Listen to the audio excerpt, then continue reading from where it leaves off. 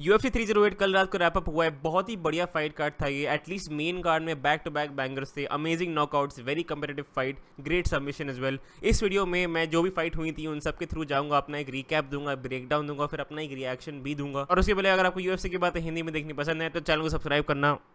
अब बढ़ते हैं वीडियो में। पहले आते हैं Shara bullet versus Armin Petrosian. मेरे प्रेडिक्शंस वीडियो में मैंने शारा बुलेट को विन लेते हुए देखा था, लेकिन मैंने एक डिसीजन एक्सपेक्ट किया था। बट ये मतलब नॉकआउट कौन ही एक्सपेक्ट करेगा? दो लगातार backfists, it has to be the greatest knockout I have seen in my life. मतलब एटलीस्ट टॉप 10 में तो आएगा ही आएगा। दो लगातार बैकफिस्ट्स मैंने एटलीस्ट इन द UFC आज तक नहीं देखी। ये बहुत ही लवली नॉकआउट था ये। फाइट की अगर बात करें तो फर्स्ट राउंड से ही आर्मिन पेट्रोसियन की स्ट्रैटेजी क्लियर लग रही थी। लेग किक पे लेग किक पे लेग किक, मतलब वो सिंपल स्ट्रैटेजी थी कि टेक शाराज लेग्स अवे। मतलब शारा बुलेट का आप जानते ही होंगे, उनकी किकिंग एबिलिटी इज़ उनका USP। मतलब उसके लिए ही वो इतने डेंजरस माने जाते हैं। तो इतने सारे लेग किक पारे एक तो आर्मिन पेट्रोसियन ने, मतलब राउंड 2 तक उनकी 40 लेग किक पड़ गई थी, which is an unnatural number. तब भी मतलब शारा बुलेट का मूवमेंट तब भी कॉम्प्रोमाइज नहीं हुआ, which I am very surprise about, because a lot of those leg kicks जो लेग किक्स वो मार रहे थे वो बहुत तेज मार रहे थे, वैसे बैट लग रहा था पैर में, ऐसा लग रहा था। Strong leg kicks, clear strategy. लेकिन शारा बुलेट टीम बहुत ही अच्छे से उस पर मतलब अडेप्ट कर रहे थे। But first round in my opinion Armen Petrosyan ले गए थे एटलीस्ट। तो मतलब वो मुझे देख के लगा कि ओके, मतलब जो स्टीम रोलिंग और इजी विन शारा बुलेट के लिए सब एक्सपेक्ट कर रहे थे वो तो नहीं होने वाला था। राउंड 2 में अपन आए। राउंड 2 भी काफ़ी कंपेटिटिव चल रहा था। एट नो पॉइंट कोई भी फाइटर डोमिनेट कर रहा था। आर्मिन पेट्रोसियन अच्छे शॉट मार रहे थे, शारा बुलेट अच्छे शॉट मार रहे थे। कोई एकदम ही वन साइडेड ये फाइट बिल्कुल भी नहीं थी, अनटिल एक फ्री केओ निकालते हैं Shara Bullet out of his ass. I don't know, but बहुत ही बढ़िया केओ था वो भी। कुछ लोगों का कहना है कि आर्मिन पेट्रोसियन के लिए ये थोड़ा सा अर्ली स्टॉपेज हो गया। मैंने कहा नहीं, मतलब वो हिट लगने के बाद मतलब वो गिरे मुंह के बल, दो सेकंड ऊपर देखा, फिर वापस ऐसे करके बैठ गए वापस। तो हाँ, इससे ज़्यादा क्लियर साइन नहीं है कि फाइटर आगे बढ़ना नहीं चाह रहा है। देखो, ग्रेट विन फॉर शारा बुलेट। देखो, मैंने अपनी जो प्रेडिक्शंस वीडियो थी उसमें देखो अपने ऑनेस्ट थॉट्स दिए थे कि I am still yet to be convinced of Shara Bullet's hype train until UFC Shara Bullet को एक लेजिट मैचअप नहीं देता है। बाय लेजिट आई मीन एक प्रॉपर मिक्स्ड मार्शल आर्टिस्ट जिसकी रेसलिंग अच्छी है, ऑफेंसिव रेसलिंग अच्छी है। अंटिल अनलेस प्रॉपर ऐसी फाइट अगर उसको नहीं दोगे, स्ट्राइकिंग बैटल में शारा बुलेट एक्सेल्स, ठीक है, उसको रेसलर दो, नॉट जैसे रेसलर, उसको एक proper competent mixed martial artist दो जो सिर्फ स्ट्राइक नहीं करेगा उसके साथ, तो देखते हैं। बट ठीक है, ग्रेट विन फॉर शारा बुलेट। अब आते हैं लेरोन मर्फी वर्सेस डैन ईगे पे। देखो यार, फर्स्ट मतलब ये पूरी फाइट एक ब्रेक नेक पेस पे चल रही थी, बहुत फास्ट पेस, बहुत कंपेरेटिव फाइट थी ये। फर्स्ट राउंड पे अगर आते हैं तो मतलब डैन ईगे का ये बहुत स्ट्रॉन्ग राउंड रहा था इन माई ओपिनियन। बहुत ही अच्छा टेक डाउन भी किया था, ओवरऑल काफ़ी प्रेशर कर रहे थे, अच्छे शॉट से काफ़ी कैच किया था जो मर्फी हैं उनको। तो ओवरऑल डैन ईगे का स्टार्ट बहुत अच्छा था। एंड मतलब जो मर्फी हैं उनको बराबर एक up and coming prospect, the next big deal, बहुत सारी हाइप थी उनके अराउंड। तो ऐसा स्टार्टिंग में ऐसा लगा कि डैन ईगे शायद पीट सकता है इंसान को। ओके, तो फर्स्ट राउंड क्लियर ईगे का गया था। उसके बाद अगले 2 राउंड में ये मर्फी ने पिकअप करना चालू किया एंड डैन ईगे सॉर्ट ऑफ रुक गए। मतलब वो बहुत ही कम पंचेस, मतलब एग्जैक्ट नंबर्स क्या थे उसके आई डोंट रिमेंबर, बट मैं फाइट देख भी रहा था। एंड वो उनकी या तो इंजरी हो गई फर्स्ट राउंड में या क्या हो गया शायद, अभी बाद में पता चलेगा। बट वो उनका आउटपुट, उनका ऑफेंस बहुत रुक गया। वो बहुत ही कम पंचेस थ्रो कर रहे थे। पता नहीं उनका रिस्ट हैंड, मतलब ये ऐसा होता है कभी कभी कि फाइटर जब पंच मारते हैं तो उनका हाथ टूट जाता है या कुछ तो हुआ है यार। ओवरऑल फर्स्ट राउंड जैसा होना गया था वो सेकंड और थर्ड राउंड में बहुत स्लो डाउन हो गए थे। तो मर्फी ने नेचुरली पिकअप किया काफ़ी। वो सेकंड और थर्ड राउंड काफ़ी आराम से, मतलब डोमिनेट भी नहीं किया, लेकिन ओवरऑल मतलब इन जनरल पूरा उनकी तरफ पूरा था momentum. Beyond the first round पूरी वो फाइट आराम से वो ले गए थे। मुझे एक सेकंड के लिए लगा था कि शायद स्प्लिट डिसीजन होगा ये, बिकॉज जो सेकंड राउंड था वो तब भी थोड़ा सा क्लोज था। But 2 rounds Murphy, 1 round Ige, in my head एकदम क्लियर था। तो मतलब great win for Murphy as well. Dan Ige dog है एकदम। ये मर्फी की आई थिंक सबसे बड़ी विन है उसके करियर की। इंटरेस्टिंग है prospect overall. I like the pace, बहुत ही अच्छे पेस से फाइट करते हैं। बस वही है कि थोड़ा सा केयरलेस भी हो जाते हैं। वो फर्स्ट राउंड का टेक डाउन बहुत ही, मतलब बहुत आराम से टेक डाउन हो गए थे वो फर्स्ट राउंड में। इतना you can't afford that, like specially in featherweight, जहाँ पे लाइक तुम्हारे contenders like Movsar you have contenders like Ilia Topuria, ऐसे करोगे then you are done, you will get taken down at will. तो वो थोड़ा उस पर उनको थोड़ा सा वर्क करना पड़ेगा, but overall great win by him. अब अगली फाइट पे आते हैं, एंकलाएव वर्सेस रैकिच। आई फील लाइक ये फर्स्ट 3 फाइट में मतलब सबका पूरा ट्रेंड यही चला है कि मतलब जो फर्स्ट राउंड है उसमें जो अंडरडॉग था उसका फर्स्ट राउंड बहुत अच्छा गया। मतलब आर्मिन पेट्रोशियन का फर्स्ट राउंड अच्छा गया था, डैन ईगे का फर्स्ट राउंड अच्छा गया था, रैकिच का, अलेक्जेंडर रैकिच का भी फर्स्ट राउंड बहुत अच्छा गया था। फर्स्ट राउंड के बाद लगा था कि ओके मतलब ये एंकलाइव को प्रॉब्लम्स दे रहा है, ही is not doing well right now. तो फर्स्ट राउंड नाइट से अलेक्जेंडर रैकिच का ही गया था, लेकिन यार रैकिच की एक दिक्कत है, ठीक है, he gets pressured and he gets very easily pressured, और उसमें 2 चीज़ें होती हैं, उनको वो पनिश नहीं कर पाते हैं उस चीज़ को। अगर ओपोनेंट उनकी तरफ लगातार चल रहा है, लगातार उनको प्रेशर कर रहा है एज एन अमेजिंग स्ट्राइकर, एक जो पनिशमेंट होनी चाहिए कि हाँ लाइक रिस्पेक्ट माई पावर, तुम आओगे then you will get clipped, मैं तुमको पेलूंगा अगर मेरे जोन में तुम आओगे, वो एक डर वो नहीं बैठा पाते हैं। तो कॉन्स्टेंटली फाइटर उनको प्रेशर करता रहता है, specially as a striker, as a core striker. ये बहुत अजीब बात है, बहुत इजीली वो प्रेशर हो जाते हैं, इवन तो वो लगातार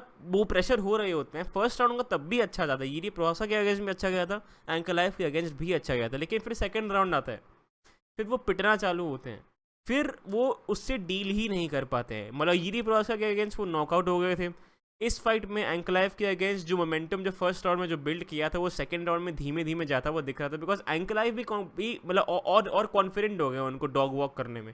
एंकलाइव और कॉन्फिडेंट हो गया कि हाँ आई विल कीप पुशिंग, मतलब वो हल्का स्ट्राइक वाइक मेरी तरफ फेंक देगा, उसके बियॉन्ड कुछ नहीं कर पाएगा। तो वो एक जो रिस्पेक्ट होती है कि हाँ ठीक है आई रिस्पेक्ट योर पावर, मैं आराम से तेरे से फाइट करूँगा, वो बिल्ड ही नहीं कर पाते हैं रैकिच, एंड इसलिए वो constantly pressure, constantly dog walk हो जाते हैं, इवन दो अगर उनकी स्ट्राइकिंग अच्छी भी हो रही है तब। तो सेकंड राउंड में वो जो मोमेंटम था, जो भी उन्होंने हल्का सा भी बिल्ड किया था, रैकिच बहुत अच्छे शॉट्स लैंड करे थे यार फर्स्ट राउंड में उन्होंने एंकलाइव के अगेंस्ट, लेकिन फिर वो जो मोमेंटम जो बिल्ड किया था उन्होंने वो धीमे धीमे जाता रहा, एंकलाइव पेस पिकअप करते रहे, एंड देन वो सेकंड राउंड खत्म हुआ, क्लियर एंकलाइव था इन माई ओपिनियन।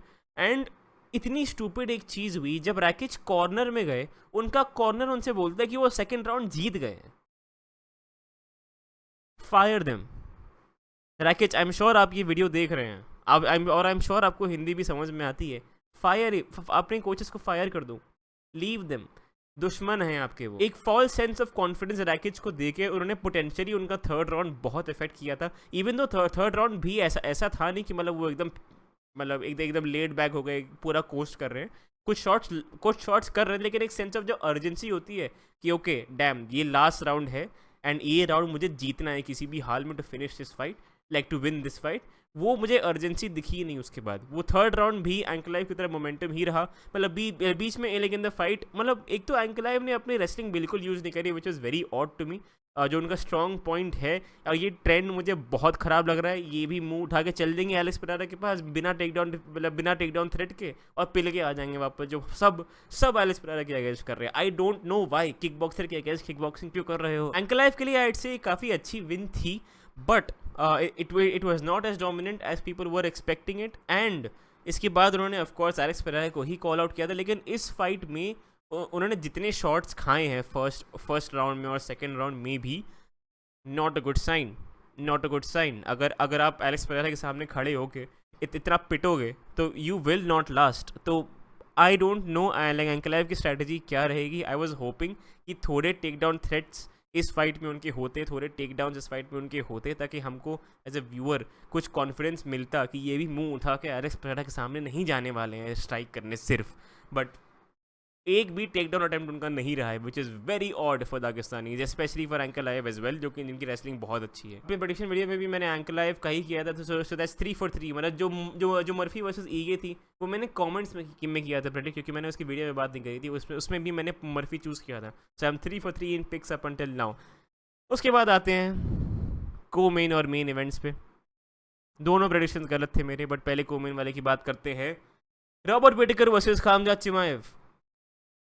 एज एक्सपेक्टेड पहले आधे मिनट में चिमाएव टेक डाउन के लिए जाते हैं, as expected Whittaker take down हो जाते हैं। उसके बाद पूरा राउंड गया, पूरा राउंड वॉज गॉन, पूरे राउंड उनके स्क्रैम्बल्स चले हैं, और बहुत टाइम तक विटेकर ने बहुत अच्छा डिफेंड किया था।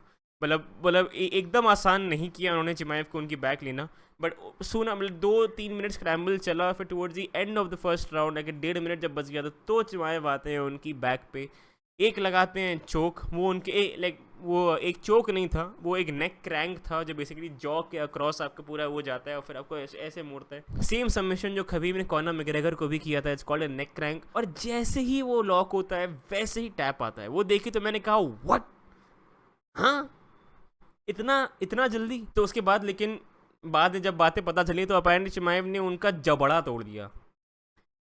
चिमाएव ने रॉबर्ट विटेकर का मतलब अपने एल्बो अपने हाथ से उनका जबड़ा तोड़ दिया। ये अब ऐसा बोला जा रहा है कि जो विटेकर है उनकी बहुत ही बड़ी रिकवरी साइकिल चलने वाली है, उनका his jaw is going to be wired shut, वो सब चलने वाला है। लेकिन यार okay, Robert Whittaker is a legend of the sport, ठीक है, and he is not that old, 33 साल के हैं, ठीक। सो इट्स नॉट लाइक वो बस बुढ़े हो गए और वो मतलब he is lost his charm and वो नहीं, he is a fit fighter, he is a great fighter. Last उनकी win was a crazy knockout against Ikram Aliskerov first round में, so he still got it. मैंने इसका predict किया था कि जो विटेकर हैं वो उनको डिसीजन तक ले जा सकते हैं एंड देन वो एक डिसीजन विन ले सकते हैं। एंड वेरी ऑनेस्टली अगर वो फर्स्ट राउंड निकल जाता, जो यूजुअली हमेशा यही केस रहता है, खामजाद अगर फर्स्ट राउंड में फिनिश कर दें तो कर दें, उसके बाद बहुत मुश्किल हो जाता है। सेम चीज़ बर्न्स के अगेंस्ट हुई थी, सेम चीज़ उस्मान के अगेंस्ट हुई थी। फर्स्ट राउंड निकला, हाँफने लगे, थकने लगे, the fight got very tough for him. इस फाइट में भी मैं वही एक्सपेक्ट कर रहा था because Robert Whittaker has great take down defence, has great grappling, तो मैं ये नहीं एक्सपेक्ट कर रहा था कि फर्स्ट राउंड में ही इतना पिल जाएंगे वो। अब देखो I am no fool either, ठीक है, मुझे पता था कि चिमाएव के अगेंस्ट एक प्रिडिक्शन देना या चिमाएव के अगेंस्ट बेट करना बहुत रिस्की है। आई न्यू दैट, तब भी मैंने सोचा कि Whittaker can get this done because Whittaker has all मतलब वो इतने सारे फाइट्स में अपने अंडरडॉग होते हैं और इतनी बार वो लोगों को गलत प्रूफ करते हैं। इस फाइट में भी आई थॉट ऐसा हो सकता था, but चिमाएव is the real deal. बहुत लोग का सवाल था कि यार इंजरी से आ रहे हैं, इलनेस से आ रहे हैं, क्या खामजा चिमाएव सेम है कि नहीं। He is even better, he was amazing in this fight. And अभी सीधा जो winner of du Plessis versus Strickland होगा, आई एम अज्यूमिंग वो सीधा उनको ही फेस करेंगे। आई फील लाइक डुप्लेसी का ज़्यादा अच्छा चांस है against Chimaev. I feel like Sean Strickland थोड़े स्टीम रोल मुझे लग रहा है हो सकते हैं बिकॉज वो बहुत पैसिव है in terms of his fighting style. And अगर उनको एक अग्रेसिव फाइटर मिल गया एंड चिमाएव, वो स्ट्रिकलैंड को आराम से डॉग वॉक कर लेंगे in my opinion. Great win by Chimaev, problem for everybody in the division, specially अगर वो आपका हाथ से जबड़ा तोड़ने भाई। Moving on to Max Holloway versus Ilia Topuria. मैं आज सुबह उठा, फिर मैंने थोड़ी देर जो छत है उसकी तरफ देखा, उसके बाद मुझे फिर याद आया कि मैंने कल रात को क्या देखा है, फिर मुझे उसकी बीटी हुई। उसके बाद मुझे याद आया कि अच्छा मुझे उसका वीडियो भी बनाना पड़ेगा। ऐसा नहीं कि मुझे आप लोगों से बात करना पसंद नहीं है, मुझे मैक्स हॉलोवे के नॉकआउट होने के बारे में बात करना पसंद नहीं है, but it is what it is. Ilia Topuria knocks out Max Holloway in spectacular fashion, the first person to do it, पहले इंसान जिन्होंने कभी भी मतलब मैक्स हॉलोवे को नॉक डाउन भी किया है। Knockout is a different thing. I don't think, मतलब मैं आर्ग्यू करूँगा कि ऐसे 2 बैक टू बैक विन्स इतने अमेजिंग बहुत कम हुए हैं। एलेक्स वोल्कानोव्स्की और मैक्स हॉलोवे को बैक टू बैक नॉकआउट करना in terms of quality of competition, 2 लगातार wins in terms of championships. I feel like जो गोट कॉन्वर्सेशन होती है ना, जो फेदरवेट गोट में अभी टॉप पे एलेक्स वोल्कानोव्स्की हैं, सेकंड पे लोग बोलते हैं या तो होजे हार्लो या तो मैक्स हॉलोवे। मुझसे अगर पूछोगे मैक्स हॉलोवे आएंगे, तो अगर जो फेदरवेट डिवीजन के गोट की बात जो होगी, तो आई नो इलिया टुपुरिया का सिर्फ एक टाइटल डिफेंस हुआ है, लेकिन जो बैक टू बैक जो क्वालिटी जो गोट वाली कॉन्वर्सेशन होती हैं उसमें क्वालिटी ऑफ कॉम्पिटिशन बहुत मैटर करता है। एंड इलिया टुपुरिया को उस पर इतना बड़ा हेड स्टार्ट मिला है उस रेस में। फाइट की अगर बात करें यार, तो जो फर्स्ट राउंड था वो काफ़ी कम्पिटिटिव था। मैक्स हॉलोवे आते ही लाइक उनके लेग्स को काफ़ी स्टॉर्म कर रहे थे और काफ़ी मतलब ओवरऑल जो आउटपुट था मैक्स से वो बहुत अच्छा था। एंड इलिया मतलब वो स्लो स्टार्टर ही हैं। एलेक्स के अगेंस्ट भी जो फाइट हुई थी एलेक्स वोल्कानोव्स्की के अगेंस्ट, उसमें भी फर्स्ट राउंड एलेक्स वोल्कानोव्स्की ले गए थे, वो बहुत अच्छा कर रहे थे up until he got slept. फिर इस फाइट में भी Max Holloway was doing very well in the first round. And then second round पे अगर आते हैं, तो इतने सारे मतलब कि इस फाइट में मैं इतनी बार ऐसा इतना इतना मैं क्रिंज कर रहा था, because every shot that Ilia was throwing वो इतना क्लोज था मैक्स हॉलवे के जाने के। जैसा आप जानते हो, एवरी शॉट इलिया थ्रोज वो आपको नॉकआउट करने के लिए ही थ्रो कर रहे हैं, कोई और इंटेंशन ही नहीं है उसके पीछे, कोई आउट पॉइंटिंग नहीं करते इलिया टोपुरिया। एवरी पंच ही थ्रोज वो आपकी जान लेना चाह रहे हैं। तो बहुत क्लोज थे in a lot of points. And ऐसा नहीं है कि मैक्स हॉलवे को थर्ड राउंड के पहले उन्होंने क्रैक नहीं किया था। मैक्स हॉलवे हैं, इसलिए हमको ऐसा लगा नहीं, बट बहुत ही अच्छे शॉट्स इलिया टोपुरिया ने सेकंड राउंड में लैंड किए थे। वेरी ऑनेस्टली कोई भी और फाइटर होता तो कुछ जो हुक्स और ओवरहैंड्स इलिया टोपुरिया ने मैक्स हॉलवे पे लैंड किए थे, फाइट वहाँ पे एंड हो सकती थी अगर कोई भी और फाइटर होता है in my opinion. But Max Holloway हैं तो he kept on with it. And then आता है भैया अपना third round, and constantly even in the second round very competitive, alright, very competitive. I feel like Ilia Topuria थोड़ा सा ज़्यादा किया उन्होंने उस राउंड में। तो सेकंड राउंड में मैंने इलिया को दिया था। फिर आते हैं यार थर्ड राउंड पे यार, ओ गॉड, मुझे अभी भी याद है यार, जब वो नॉकआउट हुआ था मैं बस बैठ गया था। मेरे दोस्त लोग घर आए हुए थे, वो पहली बार यूएफसी का इवेंट देख रहे थे, वो मुझे देख रहे हैं कि मैं ज़मीन में पड़ा हुआ हूँ कि भाई ये इंसान ठीक है, क्या हो गया इसको, मतलब थोड़ा वो कंसर्न हो गए थे मेरे बारे में, बिकॉज वो इतना इमोशनली इन्वेस्टेड नहीं थे इस फाइट में जितना मैं था। हाँ, टेक्निकली अगर बात करें तो यार देखो, इलिया टोपुरिया हमेशा करते हैं वही सेम चीज़ उन्होंने करी। वो की मतलब ही केप प्रेशरिंग, फिर वो पॉकेट में घुस के अपना typical like overhand body shot, overhand hook, body shot hook, वो सब अपना लैंड कर रहे थे। फिर एक राइट हुक ने मैक्स को बहुत क्लीन कैच किया था, उससे वो वॉबल हो गए थे। फिर इलिया टोपुरिया चेज करना चालू करते हैं उनको, and then finally left hook से पिट गए मैक्स हॉलवे, फैल गए ज़मीन पे। थोड़े से follow up shots, fight ended, and वो भी लेफ्ट हुक से, ठीक है। Left hook is not even इलियास मोस्ट पावरफुल पंच। लाइक ये जो एलेक्स वोल्कानोव्स्की है उनको उन्होंने राइट हैंड से नॉकआउट किया था। जय हर्बर्ट के अगेंस्ट जब वो लाइट वेट पे उन्होंने फाइट करी थी, उसमें भी ओवर हैंड राइट से नॉकआउट किया था। तो left hook knockout, his left is not his strongest punch, and left hook से ही उन्होंने मैक्स हॉलवे को नॉकआउट किया था। And I'm gonna get very tired talking about this fight, क्योंकि मुझे ये पूरा मोमेंट रिलीव करना पसंद नहीं है बिल्कुल। But who can beat him now? Who can beat him? मतलब मेरे प्रेडिक्शंस वीडियो में एक बंदे ने कहा था he can win against मॉवसार। No, I don't think so. मॉवसार की स्ट्राइकिंग हॉरिबल है। Movsar only has a wrestling threat. Ilia as a Greco Roman wrestler, मतलब उनका बहुत अच्छा बैकग्राउंड है in Greco Roman wrestling. Movsar won't have shit on him, ठीक है, नहीं होगा कुछ उनसे। एंड स्ट्राइकिंग में एलिया उनको पीट देंगे, एवरीबडी नोज दैट। फिर आते हैं डिएगो लोपेज पे। डिएगो लोपेज को I will give a fair chance of winning. हो सकता है वो जीत जाए, बिकॉज उनका टेक डाउन डिफेंस इतना रहेगा कि एलिया के टेक डाउन को बचा पाए। And pure striking battle mostly I think होगी ये। The best chance in featherweight right now Ilia Topuria को बीट करने का वो डिएगो लोपेज का है। उसके अलावा ब्रायन ऑर्टेगा फाइट नहीं करेंगे। मॉफसार, Josh Emmett, Ilia beat his ass already. Arnold Allen, Calvin Kattar, मतलब ये फेदरवेट का टैलेंट पूल बहुत अभी शैलो है वेरी ऑनेस्टली इस समय, और बहुत टाइम से है। मतलब अगर मैक्स हॉलवे और एलेक्स वोल्कानोव्स्की फेदरवेट डिवीजन में ना होते तो इस डिवीजन की फ्लाईवेट जैसी हालत हो जाती है, जिसमें कोई प्रॉपर प्रॉस्पेक्ट नहीं है, कोई प्रॉपर इंटरेस्ट नहीं है, चैंपियन बकवास है। मतलब बट ये मैक्स हॉलवे और एलेक्स वोल्कानोव्स्की ने ये डिवीजन को जिंदा रखा है। उसके अलावा as contenders I just don't see anybody beyond Diego Lopes who can beat Ilia Topuria. अब खैर नेक्स्ट फाइट्स इन सब की क्या क्या हो सकती हैं इसकी मैं स्पेकुलेशन वीडियो एक कल डालूंगा। उसके पहले अगर ये वीडियो पसंद आई लाइक करो, चैनल को सब्सक्राइब करो। मैं आपको मिलता हूँ अगली वीडियो में। Thank you, bye bye.